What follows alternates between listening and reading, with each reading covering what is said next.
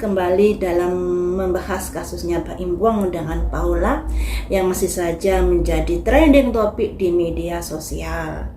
Nah, kalau kemarin saya sudah membahas tentang hak asuh anak, apakah bisa jatuh ke tangan Paula?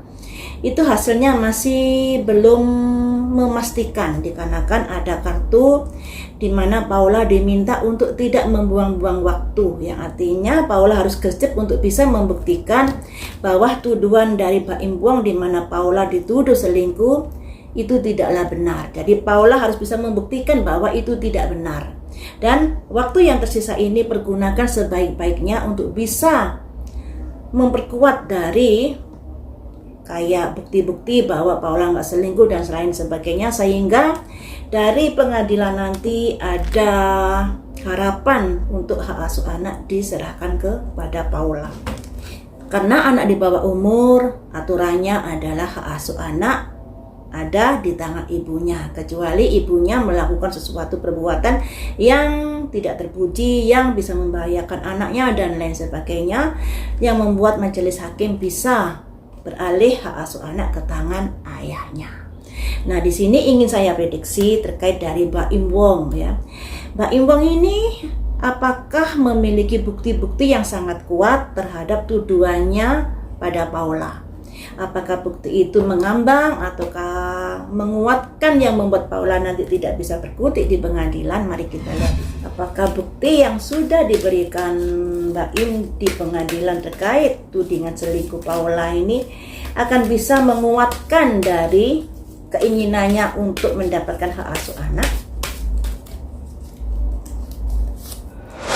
Insecurity, masih belum yakin, masih belum aman dari posisi Baim Wong ini. Jadi baik dari posisi Paula maupun Baim Wong terkait hak asuh anak masih belum bisa dipastikan di sini. Cuman di kartunya dari Paula kemarin itu, Paula harus mempergunakan waktunya untuk bisa membuktikan bahwa tudingan dari Baim Wong tidaklah benar. Dan demikian juga tentang tudingan perselingkuhan itu ternyata masih belum terlalu kuat untuk bisa membuat tudingan itu tertuju kepada Paula. Karena di sini ada insecurity, tidak percaya diri. Ya, jadi Baim Wong sendiri tidak percaya diri apakah tudingan saya, apakah bukti-bukti saya nanti bisa membuat hak asuh anak berada di pihaknya.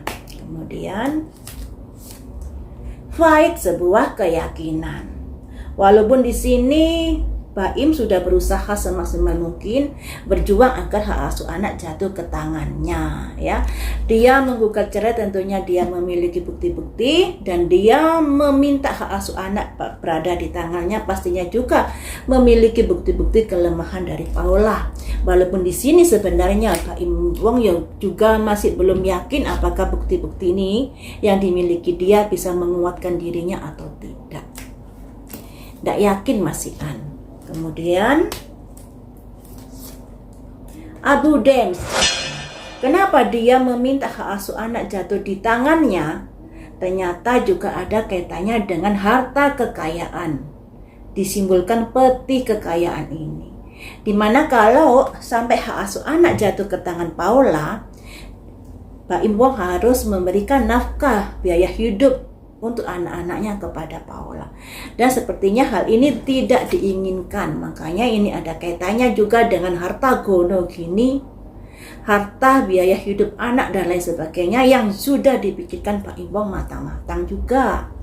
Salah satunya ternyata masalah harta benda.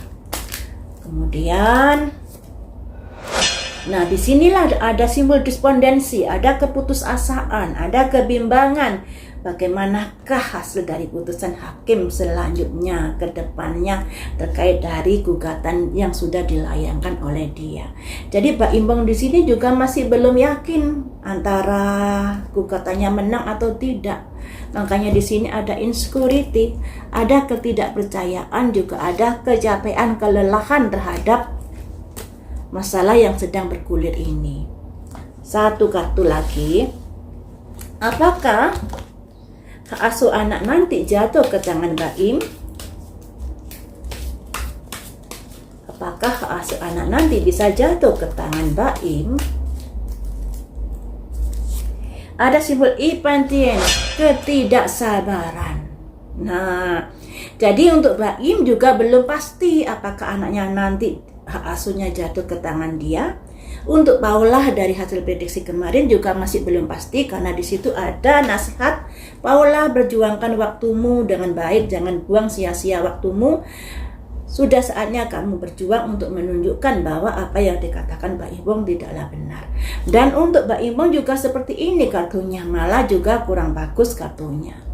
Jadi Mbak Imbong ini kurang percaya diri, juga ada kecapean, juga ada ketidaksabaran menghadapi kasus ini. Nah, tentunya ketidaksabaran ini ada kaitannya dengan kejiwaan atau emosional dan lain sebagainya. Dan ini juga akan jadi pertimbangan dari majelis hakim terkait dari psikologis dan lain sebagainya. Di angka lahirnya Paula ada angka 48, 1 set. Nah, angka 48 ini lambang dari ketika ada tekanan atau stres atau tertekan hidupnya, kadang-kadang melakukan sebuah perbuatan yang nekat yang bisa merugikan dirinya dan orang di sekitarnya. Sedang di Mbak Imbong ada angka 48 2 set, lebih parah dari Paula. Jadi untuk kejiwaan atau untuk masalah karakter, Mbak Imbong ini lebih temperamen sebenarnya. Ditambah lagi kalau angka mereka dipadukan dalam hubungan suami istri, aduh sangat-sangat tidaklah cocok. Makanya dalam hal suami istri Pak Imbong dengan Paula ini, bercerai adalah keputusan yang terbaik. Karena kalau dipertahankan nanti ujung-ujungnya juga rame lagi rumah tangganya. Ya karena memang karakter mereka tidaklah cocok, teman-teman. Kalau kemarin di prediksinya Paula saya cross checkkan dengan kartu yang lainnya. Nah, di Pak Imbong ini juga ingin saya cross checkkan dengan kartu yang lainnya juga, untuk bisa memastikan lebih menguatkan dari hasil prediksi ini ya. Apakah hak asuh anak nanti bisa jatuh ke tangan? Oh gini, apakah tudingannya tentang perselingkuhan kepada Paula ini bisa menguatkan dari proses hak asuh anak nanti?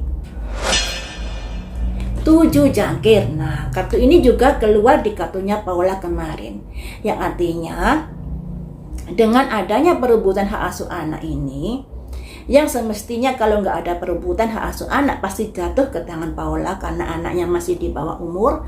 Tapi berhubung ada perebutan ini, dari majelis hakim akan ada banyak pertimbangan-pertimbangan yang akan dilakukan untuk memutuskan siapa yang berhak menerima hak asuh anak tersebut ya. Jadi masih belum pasti. Kemudian walaupun begitu, Pak Im masih akan mempertahankan keinginannya terkait hak asuh anak. Ya, juga akan bersikukuh untuk mempertahankan di sini. The Emperor, proses hukum.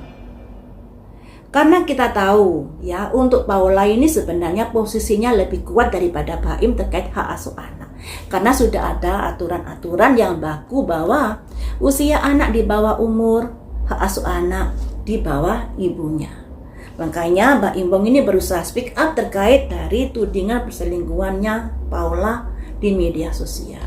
Kenapa tidak diutarakan di persidangan? Begini loh teman-teman. Kenapa Mbak Imbong ini speak up di media sosial? Untuk membentuk opini publik. Opini publik ini sangat penting dibentuk. Karena apa? Ketika nanti misalnya di persidangan, misalnya ya nih ada bukti-bukti yang perselingkuhan nggak kuat, tapi kemudian pihak hakim memberikan hak asuh anak kepada Mbak Imbong, bahayanya di sini. Karena apa?